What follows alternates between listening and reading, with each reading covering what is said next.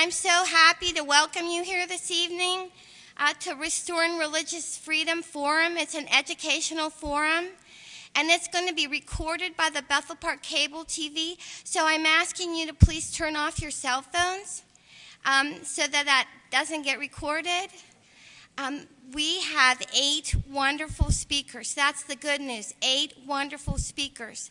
But the bad news is, because we have 8 wonderful speakers, we don't have time for any questions and answers. But you can go up to the speakers afterwards. They have tables in the back, and you can ask them your question then. Tonight is going to be so great, you're going to say to your friend, yourself, I should have brought my friends. But there's a wonderful opportunity. Tomorrow night, 4 of these speakers are going to be speaking again tomorrow night in the North Hills at St. John and Paul Church in Sewickley. We have flyers in the back if you like information on that. Those 2 nice ladies that gave you a program when you came, they can tell you where the program is tomorrow night. And without further ado, I'm going to introduce Ira Seabolt, who's going to lead us in prayer. And God bless America. Amen. We're going to pray a little differently tonight. There's a song that actually is a prayer that was actually written in 1918 by a fellow named Irving Berlin. And that song is God Bless America. It actually is a prayer, and it was not used in the First World War as he intended.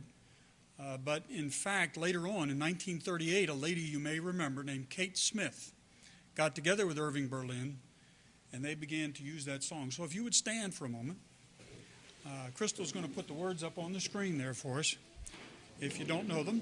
And I'll read the first part, which isn't on the screen, and then we'll sing the song together. While the storm clouds gather far across the sea, let us swear allegiance to a land that's free. Let us all be grateful for a land so fair as we raise our voices in a solemn prayer. God bless America, land that I love. Stand beside her and guide her in the night through the light from above. From the mountains to the prairies, to the oceans white with foam. God bless America, our home, sweet home.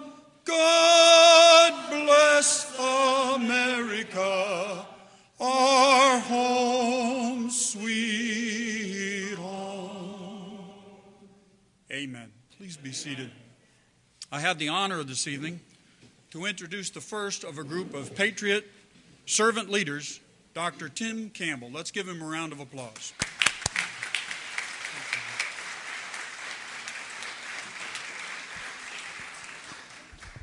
Welcome, Patriots. Now, my voice is as soft as a baby's bottom. That's a medical term. So I'll get as close to this thing as I possibly can, but I'd like you to please stand. Let's do a Pledge of Allegiance. I pledge allegiance to the flag of the United States of America and to the republic for which it stands, one nation, under God, indivisible, with liberty and justice for all. Thank you. At the turn of the last century, microbiology was in its infancy.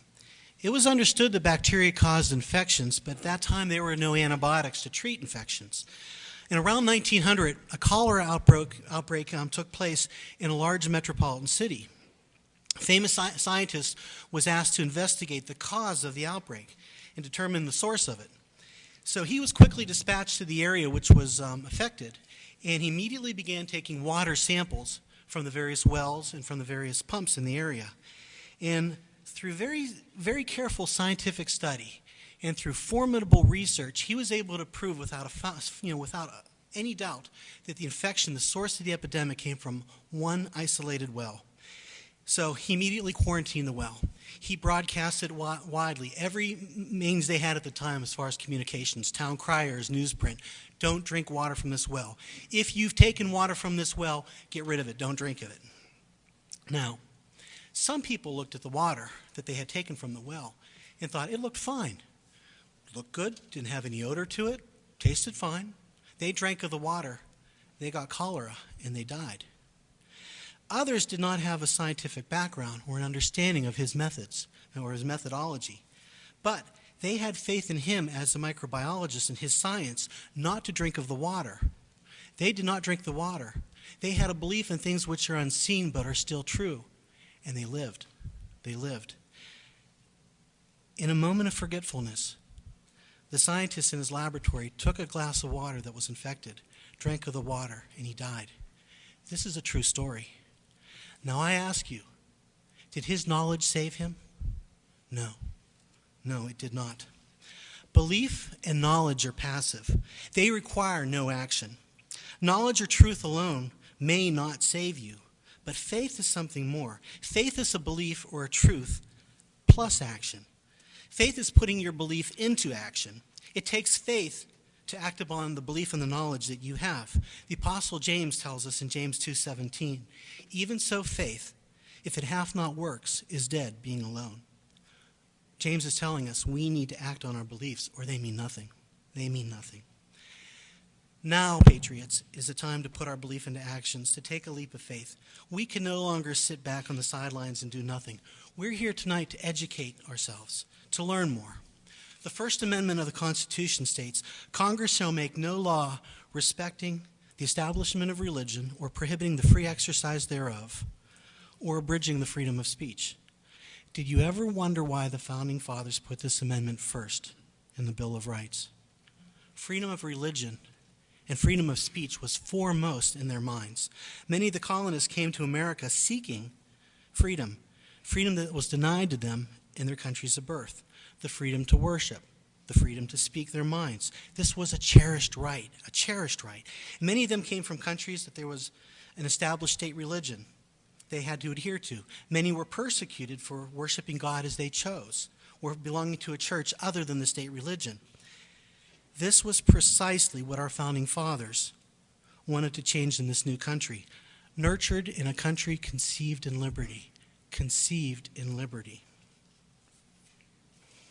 But freedom of religion does not mean freedom from religion. The Founding Fathers were, for a large part, believers in God. They understand that it was wrong to force people to believe in one particular way. The Constitution itself was written to guarantee that we would all have the right to choose to worship God according to the dictates of our own hearts, or not to believe in God. It is our choice. But there should be no state religion. Our Constitution and our country were formed on Judeo-Christian principles, values, and morality. That heritage is still reflected in our laws. Stated in the Declaration of Independence is the basis for our liberty. We hold these truths to be self-evident, that all men are created equal, that they are endowed by their Creator with certain inalienable rights, that they are endowed by their Creator with certain inalienable rights. The Founding Fathers understood that our rights do not come from government, they come from God. What government gives us, government can take away, but government must not take away that what was given to us by our Creator. Government does not have that right.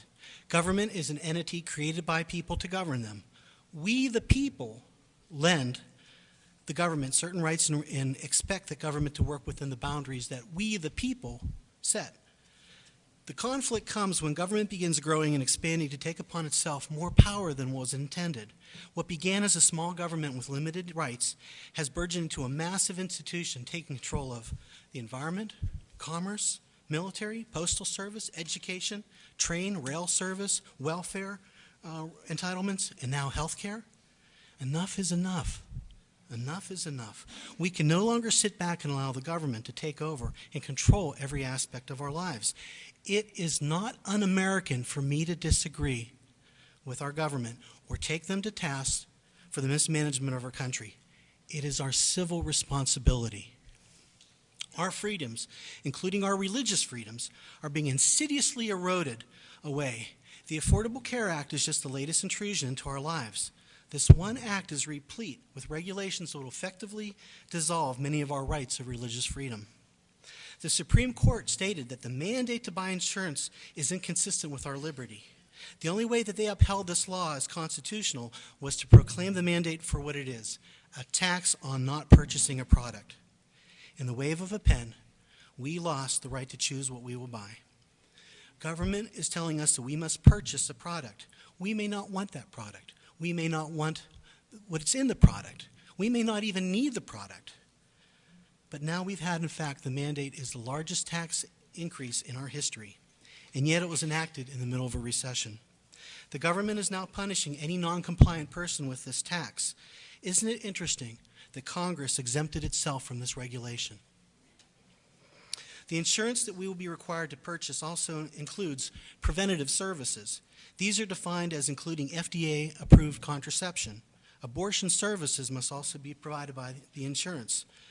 Now, what are the religious implications of this? This means that a religion-based business, such as a Catholic hospital where I work, or even a business owned by a religious person, must provide insurance for its employees, which include contraceptive and abortion benefits, notwithstanding the moral objections of the company owner or that the church may have. This was implemented on August 1st, 2012. Did you hear anything about that? Crickets. There were crickets. The mandate has a provision, a safe harbor, where organizations have a year to comply. No waivers will be given for moral objections. In August 2013, the safe harbor for religious organizations will expire, and those who do not comply will be charged $100 per employee per day. Now, how long do you think most businesses or companies will be able to undergo that kind of hardship before they go out of business? This administration has made it clear that religious freedom has taken a back seat to the perceived rights of contraception and abortion. But it's going to save us money, isn't it? The Affordable Care Act, it's right there in its name. It's nothing of the sort. From initially being touted as budget neutral, the CBO now estimates it'll cost between $1.2 to $2.3 trillion. That's $1,000 billion over the next 10 years. It'll take 10 years of new taxes to pay for 6 years of benefits. In addition to the new taxes, it's going to be paid for additionally by $716 billion in cut from Medicare. I call that robbing Peter to pay Paul. It's Goliath, 3,256 pages, institute 159 new agencies, panels, committees, boards, commissions. And the CBO has said that the number of new federal employees, including newly appointed IRS agents, to enforce the mandate, or quote, the tax, is incalculable. They cannot calculate it. Now I ask you, what do you think will happen when there are suddenly 35 million more people insured and seeking services? As a physician, I will tell you, services will become unavailable due to the allocation of scarce resources. You cannot expect hospitals and doctors to absorb and accommodate that kind of new influx. It can't happen. And what are the doctors in the hospitals? With the slashes to the compensations to medical doctors in institutions, how long can they afford to be in business? There are many doctors who I have talked to who says, Tim, as soon as the healthcare mandate's fully implemented, I plan on retiring. Those who plan on working previously much longer, or say, I'll probably go and seek another profession. How sad is that? How sad is that? What of the insurance companies? They will be able to provide a level of care that will be mandated by the bill. Will they be able to do that? Either the costs will skyrocket or they too will go out of business. And at that point, that's when the government will decide to enact its single-payer system. And that's exactly what they wanted to do in the first place. How soon before we see our system become the socialized medicine of Canada or England, where people have to wait months for an MRI, months for a cardiac catheterization, or when you're having dialysis denied because you're over the age of 60? We have the best health care in the world. But with the Affordable Care Act, it's threatening to bring it down. Are there problems with the industry, the healthcare industry? Absolutely. I'll be the first to tell you that as well. But this bill does nothing to take care of the rising costs. It's simply a takeover of the healthcare industry under the auspices of healthcare reform. This debate is not Republican. It's not Democrat. This debate is not independent. It's American. It's American. And what defines us as Americans and is unique to American culture is our constitutionally guaranteed, God-given freedoms. We all have ownership in this. We can be proactive or we can be passive. But like the microbiologist, our knowledge alone will not save us. It's time to put your belief into actions. If not me, who? If not now, when? Thank you.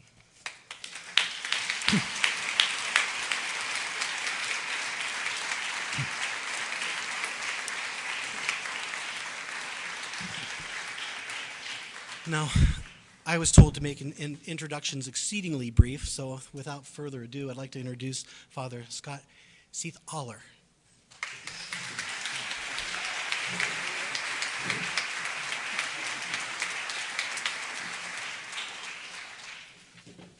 The title of my talk this evening is Without Religious Freedom, No One is Really Free. You'll see that the 8 of us will come at it at different vantage points, but overlap to a certain extent. I want to begin right away by making a distinction between religious freedom and freedom of worship.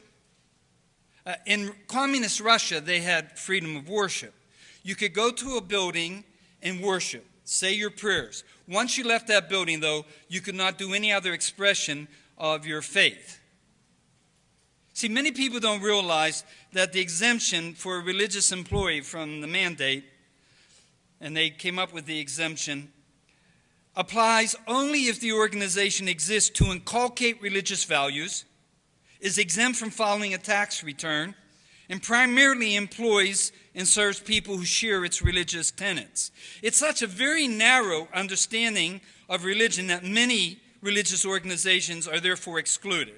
For example, it excludes Catholic charities, Catholic hospitals and universities. It even excludes Little Sisters of the Poor, because their mission statement is to help all people, no matter what their religion is or no religion, and all these organizations hire people who are not Catholic. It's very invasive and becoming more common. Let me give you an example. The National Labor Relations Board regional directors have held that the Manhattan College in Riverdale, New York, which is a Catholic college, and St. Xavier University in Chicago are not Catholic schools for purposes of exemption from the National Labor Relations Act. Why? Because the colleges do not require students to attend Mass and do not engage in indoctrination or proselytizing. Rather, they observe norms of academic freedom. They also hire non-Catholic faculty. In other words, what they are saying is that a real Catholic college would be inward-looking, it would inculcate religious values, and censor contrary views. It would hire Catholics only and not other people. Its board would be dominated by clergy. It would admit only Catholic students and not others. Recently, the government has been eager to regulate the behavior of churches in ways more to its liking. It does this by defining religion down so that only the most rigid and separatist groups are exempt. The rest are, for constitutional purposes, no different than the JCs or the Elks Club. This flies in the face of this long history that you'll be hearing about from one speaker after another. Now, the separation of church and state, and Attorney Tooby will be addressing that. But this separation of church and state, we know, comes from Thomas Jefferson. He was a child of the Enlightenment. He was suspicious of organized religion. He believed that efforts to establish an official religion led to persecution and civil war. But you see, the metaphor was not originally Jefferson's. It was from Roger Williams, who founded the colony of Rhode Island on principles of religious tolerance, and he used it in 1644.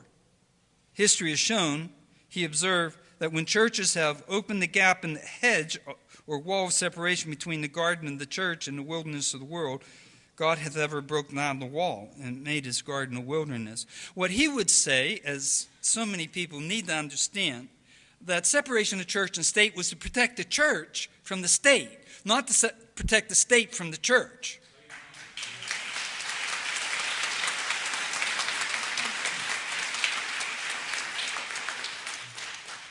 Now, obviously, I want to share with you some of the understanding that the Catholic Church has.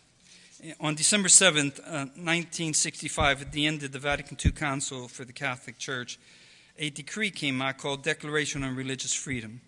I just want to excerpt it very quickly for you. Religious freedom, which men demand as necessary to fulfill their duty to worship God, has to do with immunity from coercion in civil society. This council declares that the right to religious freedom has its foundation in the very dignity of the human person, as this dignity is known through the revealed Word of God and by reason itself. This right of the human person to religious freedom is to be recognized in the constitutional law whereby society is governed, and thus it is to become a civil right. Government, therefore, ought indeed to take account of the religious life of the citizenry, since the function of government is to make provision for the common welfare. However, it would clearly transgress the limits set to its power were it to presume to command or inhibit acts that are religious. In addition, it comes within the means of religious freedom that religious communities should not be prohibited from freely undertaking to show the special value of their doctrine in what concerns the organization of society. And see, this is the difference. I pause for a moment. You need to understand the difference between freedom of religion and freedom of worship. Freedom of worship, you can do your own little thing in your own little building. That's not freedom of religion. The special value of their doctrine and what concerns the organization of society and the inspiration of the whole of human activity. Finally, the social nature of man and the very nature of religion afford the foundation of the right of men freely to hold meetings and to establish educational, cultural, charitable, and social organizations under the impulse of their own religious sense. The former Bishop of Pittsburgh, Donald Wuerl, who is now Cardinal Donald Wuerl, Washington, D.C., addressed this whole problem right after the mandate came out, even after the exemption came out. He said that the Department of Health and Human Services rules that require religious organizations to provide health care coverage for abortion-inducing drugs, contraceptives, and sterilization procedures are an infringement on the Church's First Amendment right to practice our religion without government interference. And listen to the next thing he said. You don't have to agree with the Catholic Church and its teachings to agree that the government shouldn't force us to violate our beliefs. People of all faiths or no faith should cherish the right to follow one's conscience. We do not want to tell the government what it must do. We simply ask the government not to tell us.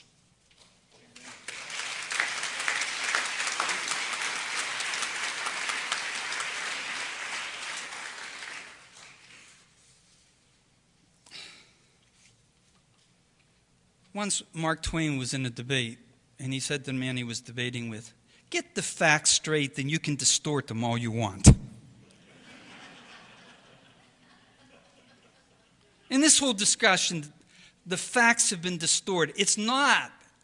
We're not talking primarily here of sterilization, abortion, birth control, because many people vary on that. We're talking about religious freedom here.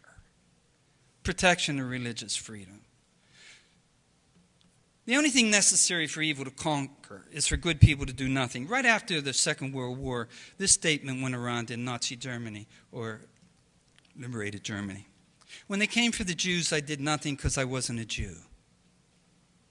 When they came for the mentally retarded and physically handicapped, I didn't do anything because I wasn't mentally retarded or handicapped. When they came for the homosexuals, I didn't do anything because I wasn't homosexual. When they came for the Catholics, I didn't do anything because I wasn't Catholic. When they came for me, there was nobody left to do anything.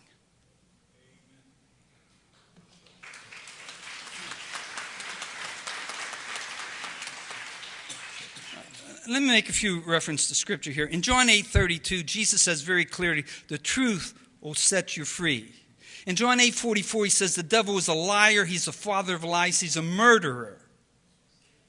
So the fact of the matter is, we're not being told the truth here. They're making it they're doing everything in their power not to make it an issue of religious freedom.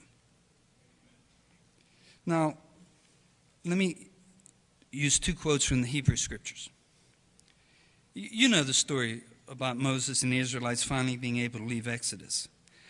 In chapter 5, in chapter 7, in chapter 9, in chapter 10, Moses went to Pharaoh and said, God wants you to let my people, God's people, to go out in the desert to worship me. Each time Pharaoh said no. He hardened his heart.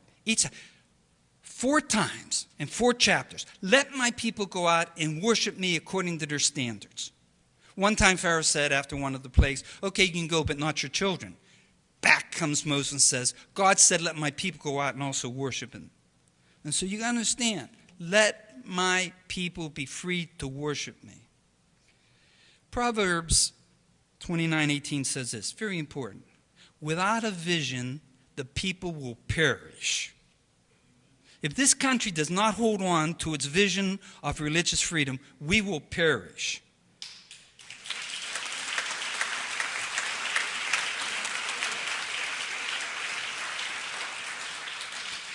Now, we know in relationship to these suits that have been brought up by a number of religious organizations, just not Catholic, that will finally wind up in front of the Supreme Court, and we'll see how that ruling goes. But I want to say, if the Supreme Court rules in favor of the government, my church will be faced with some very, very painful choices. We may have to close our schools, close our universities, and close our hospitals. That will be devastating. This year in the Diocese of Pittsburgh, 21,000 children are enrolled in Catholic schools. What will happen if we close our school? What will happen?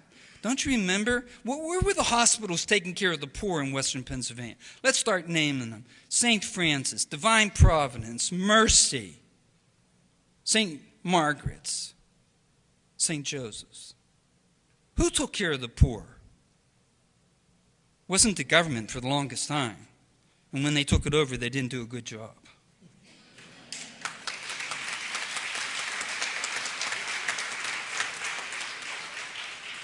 What I'm saying to you tonight, this is a civil rights issue. And if they rule against our freedom, then it's time for us to have civil disobedience.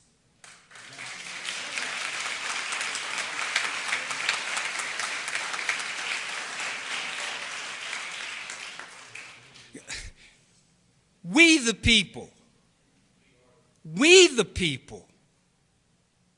our document is a unique document. You'll be hearing much more about this from much more educated people than I. It's we the people.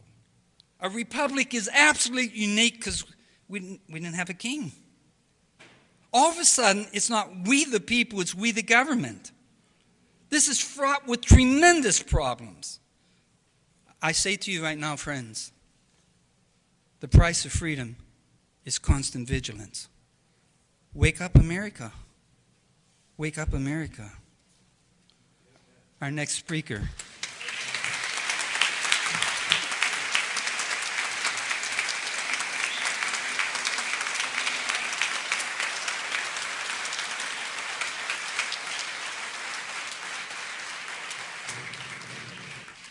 Attorney Brad Tupy is going to be talking about social justice.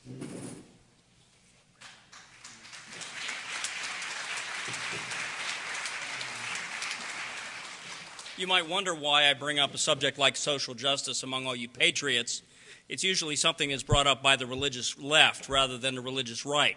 But if we go out into the world and bring the message of religious freedom, and we try to convince our liberal brothers and sisters of the truth of our cause, one of the things they're going to throw back at us every time is this notion of social justice, the biblical need to take care of the poor. So I thought I'd talk about it. Next slide, please. That's hard even for me to read. Next slide.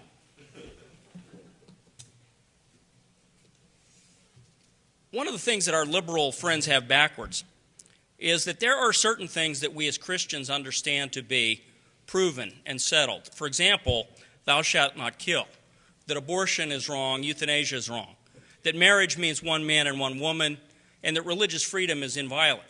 These shouldn't be subject to debate.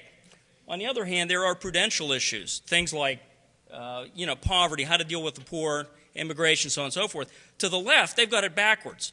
They think abortion is flexible and how we take care of poverty is fixed. They got it backwards. Next slide.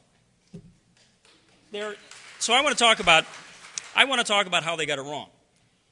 Their social justice agenda, the guys like Jim Wallace and all those members of the religious left, they've got it wrong because their agenda is anti-biblical, it is a failure, and it is bankrupting our country. Next slide.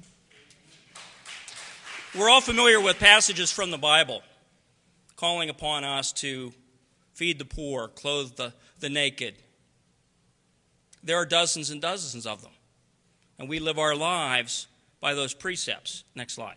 But there's not a one that I can find anywhere in the Scripture that says it's the government's job to do that. It's our job to do that. The Bible also teaches us the poor will always be with us. Why is that? It's not because we didn't spend enough money. It's because we are sinners. We make stupid decisions. Some of us drink too much. Some of us have kids before we're married. Some of us drop out of high school. Some of us can't keep a job. We're sinners. That's why the poor will always be here.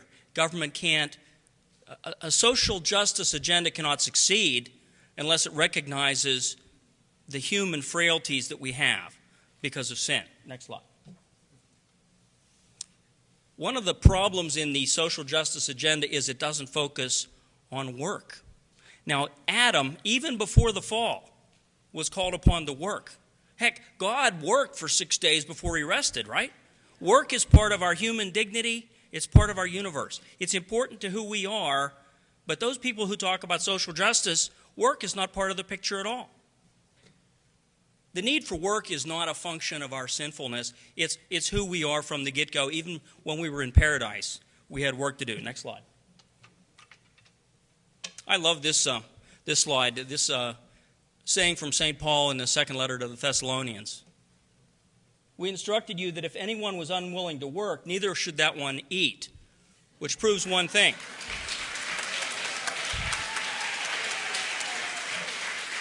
Which proves one thing. St. Paul was not a Democrat. Next slide. Now, if you look at, there's a book by Marvin Olasky called The Tragedy of American Compassion. I hardly recommend it to you. He reviews how we used to take care of poor people before we had welfare. They didn't all die. We took care of them with charity. And that charity focused on work. It focused on a personal connection to the person that needed the care. It focused on spiritual as well as material help. Government benefits don't do that thing for the poor. They don't take care of the person. They don't take care of the spirit. Next slide. Human dignity doesn't come from a check. It comes from earning a check. That's another thing that the left misses. Next slide. Talking about the lack of work in the left-wing agenda. In 1996, remember, Congress passed a Welfare Reform Act, the end of welfare as we know it. And the reason it was the end of welfare as we know it, because it made people go back to work. And it was hugely successful. There were 12.6 million welfare cases in 1996. Cut to 5.9 million by 2000. It was miraculously successful. And I would be willing to bet that every one of those people that got a job had more life, more dignity than they had before. It was a success materially. It was a success spiritually for those individuals. That's charity. That's care. That's care in the biblical sense. It involved work. And of course, this year, what did the government do? What did the administration do? They relaxed the work requirements. So the things like bed rest now qualify. Bad idea. Next slide. One of the things that the left always talks about is equality. And of course, they miss the biblical import of that too. God did not make us equal in the talents that he distributed among us. And the parable of the talents in Matthew 25 makes that pretty clear. And our own experience makes it clear. But this is all part of God's plan. Because the fact that I'm skilled at something and you're not means that I can share that skill, the benefit of that skill with you, and vice versa. I can't fix my car, but you can. And we share the benefits of our different talents, and that brings us together as community. And the left wing has completely lost sight of that beautiful sharing that's caused by the fact that God didn't distribute all A's to everybody and didn't give everybody the same talents. Next slide. What the left likes to do is equalize economic outcomes. And what we all know is that's a foolish idea. It penalizes the person that has good habits, good successful outcomes. For example, the person that saves, the person that works hard. And then it rewards the person with the bad habits, the laziness, the wasteful spending, whatever the case may be. That's not biblical either. There's so many tenets of what the left offers us that are completely anti-biblical. Next slide. Another virtue that God recommends to us in the Bible is frugality. There's a story in Leviticus. God commanded the Israelites to leave some wheat and grapes behind after the harvest so that the poor and the sojourners can have some. And our country was based in a large, large extent, not only on a work ethic, but a save ethic. Isn't that disappearing? We have government poverty programs that are anything but frugal. In fact, they're driving us to bankruptcy. Next slide. Even FDR, who is a hero to the left, recognized that the dole, welfare, had a potential to corrupt people. He said continued dependence on relief induces a spiritual and moral disintegration. He called it a narcotic, destroying the people. And don't we know that from our lifetime? Next slide. This is a really classic example of the welfare mentality that we have fostered through the social justice left-wing mentality.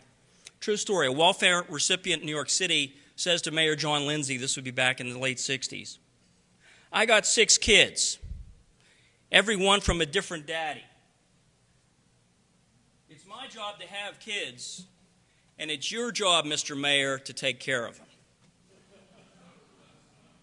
Something went awry there in terms of our biblical morality, but that is an attitude fostered by the social justice wing of the left. Next slide. The notion of the very phrase social justice is so offensive. It implies that poverty is caused by injustice. Well, in some cases, maybe it is. But again, as I've said, oftentimes it's caused by personal, individual choices. We all know the story that if you go to school and graduate, get a job, get married, and have kids in that order, in America you will succeed. It's hard to fail. The problem with the social justice guys is they get all those steps out of order, and some of them they've thrown away altogether. Next slide. The social justice agenda, we've been trying this for 50 years. It's demonstrably a failure. When are we going to throw it out? We've spent $16 trillion since 1965 on welfare programs. In fiscal year 2008, we spent $714 billion on welfare. That's more than we spent on defense, including the war in Iraq. And most of the spending, next slide, doesn't go to the poor people. Most of the spending goes to the bureaucracy. The left bar on this slide shows the poverty threshold for a family of 3. It's about $18,530. So if you wrote a family a check for that amount, theoretically they'd be out of poverty that year. The next bar, $44,500, is what the federal government spends in welfare per a 3-person family. And on the right bar, throw in the state and local expenditures, and you're up to close to $60,000 per welfare family. That's a lot of waste. That's a lot of bureaucracy. Next slide. Again, it's not a question of not spending enough money. Look at the numbers. Back in the 60s, welfare expenditures relatively modest. And they just grow, and they grow, and they grow, and they grow to the present day. Next slide. Since President Obama took office, welfare spending at the federal level has increased 41%. The United States now spends about $1 trillion on welfare programs, and we don't have a lot of success to show for it. Next slide. We have 45 million on food stamps, which is a 70% increase from 2007. That's nothing to be proud of. Next slide. This shows what we spend in a given year. This is federal spending in the current year, 2012. The blue boxes on the left side are the various social benefit programs. You have Medicare, Medicaid, etc., healthcare programs, 22%, Social Security, 21%, welfare and other entitlements, 19%. What you see is those entitlements together constitute 62% of what our government spends. They make things like national defense and foreign aid seem like small items in the budget. Next slide. And then what do we get for this money? We get bad results is what we get. We got 46 million people on food stamps now compared to 30 million in 2008. So the number's going up. We got 10.6 million on Social Security disability compared to a smaller number in the past. We have more people going on disability. We're making more and more enticements out there to keep people from productive lives. Next story. Next slide. Another reason why the social justice agenda is such a failure is what it does to the family. The family is biblical. Social justice destroys the family. In the 60s, if you heard of a young lady who was pregnant out of wedlock, there was no way she could have that child and raise that child and have a job and so on. She'd have to live with mom, or it was not only stigmatizing, but it was financially undoable. Welfare changed all that. Welfare made single motherhood a way of life in America. It made it economically feasible for the first time ever. What does that mean? It means more illegitimate children in our society. The illegitimacy rate among Americans generally is 40%. The illegitimacy rate among black Americans is 70%. Staggering numbers. And when you have more illegitimacy, as we'll talk about in a second, you get more crime. Next slide. This is a slide that shows the growth of single-parent families since the Great Society began. The orange wedge represents single-parent families in America. And as you can see, fewer than 70% of American families have mom and dad. About 24% have mom only. Next slide. In the black community, it's even worse, much worse. In the black community, the mother-only family makes up about 50% of the families, and the two-parent families, less than 40%. I submit to you that's largely a product of welfare. Next slide. Now, there are tons of studies out there that have looked at the question, does welfare increase or decrease crime? What do you think? Obviously, it increases crime. And why does it increase crime? I know why it increases crime. I had a dad, and he would kick my butt when I would get a line. So many kids on welfare don't even have a dad. Who's going to straighten them out? And that experience is borne out by the statistics. Children from single-parent families are more likely to be involved in criminal activity. Duh. 70% of juveniles in state correctional facilities, 70% have no dad. And 43% of men in state prison are fatherless. What does welfare do to the family? Next. If you want to have Christian care for the poor, if you want to have biblical care for the poor, first you're going to take into account man's sinfulness, our tendency towards sloth, lust, all the other sins that we all know so well. Because let's face it, if I can get a check and sit home, or get a check of roughly equal value and have to work for it, I'm going to stay home. We used to understand this as a culture. We seem to have lost that simple truth. And if we want to have Christian care, it's spiritual care as well as material care. Instead of just giving a man a check, find out, why is he poor? Why is he destitute? Why can't he keep a job? Is it drink? Is it drugs? Is it the choices he's made? That's what we used to do in the old days. We would care for people spiritually as well as materially.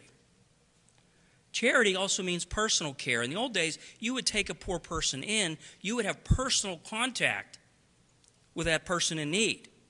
Welfare completely takes us out of it. And charitable giving goes down because everybody says, well, government's taking care of that. So we're not doing our spiritual good deeds by letting the government take care of it. Again, we come back to the notion of St. Paul, he who does not work, does not eat. So work has to be a part of the equation. If you have personal charity through your church, through your local organization, your dollars are going to be limited, and you're going to spend them wisely on the deserving poor, on somebody who's lost a breadwinner as opposed to somebody who drinks too much. And you're not going to be conned by the guy that goes from one charity to another for a free ride. But of course, the government, their revenues are practically unlimited, and they give a check to almost anybody that applies. Next slide. If you want to have biblical social justice, you have to support the family. Because as we've seen, it's the breakdown of the family that contributes to so many of the social ills, the crime, and so on.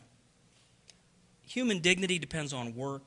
Charity needs to be voluntary. When I have money taken out of my paycheck, I'm not being charitable. Next slide. Alexis de Tocqueville, for a French guy, was pretty smart. He came to America. Sorry for any French people out there. He came to America in the 1820s, 1830s, and looked at us. Bear in mind that France was leaning atheist. They had killed half the priests. And he saw what was going on in America. And he saw a lot of good here, but he also predicted this. He said a democracy cannot last indefinitely because as soon as a majority of the people get wind of the fact that they can vote themselves checks from the government fund, they'll do that. And democracy will end, and dictatorship will follow. Are we there, ladies and gentlemen? Next slide. Next slide. Pope John Paul wrote an encyclical a few years ago called Evangelium Vitae, where he warned about the culture of death. He was talking about abortion. He was talking about euthanasia. And he said he called on us to live the gospel of life. And he said that includes action in the political arena. So in the weeks we have remaining, let's go out. Let's explain to our liberal friends why their social justice idea is so warped, so anti-biblical, such a failure, and why religious freedom is so important to us. Next slide. Thank you.